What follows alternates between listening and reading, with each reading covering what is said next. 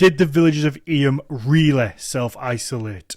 Recently, I visited Eyam in the Peak District, famed for its self-sacrifice during an outbreak of the bubonic plague in the 1600s, which saw villagers self-isolate not only themselves, but the village as a whole, leading to the death of 75% of the population, but sparing thousands of lives in the nearby towns. A truly selfless and heroic story, but was it really? It suggested that the isolation was voluntary, and maybe it was, but the Earl of Devonshire and other wealthy neighbours agreed with William Mompesson that they would supply the necessities of life for the duration of the isolation, if the village was to cut itself off.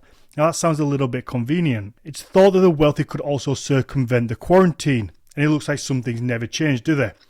With Mompesson having his own children sent to nearby Sheffield just before the lockdown started. He also wanted to send his wife, who actually refused. In the poem The Desolation of Eyam by William Howitt, there are numerous mentions of the plague being a punishment from God.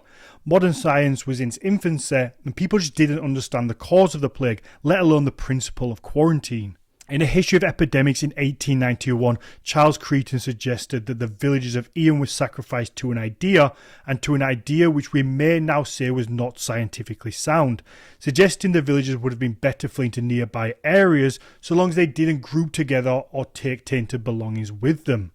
Most of the tellings of the events were written down in the 19th century by poets, writers and local historians, which were likely romanticised. Some even accused the village itself for creating a plague tourism infrastructure to counteract the village's decline in prosperity and population. The story of Eyam is nothing short of inspiring, whether it's entirely true or not.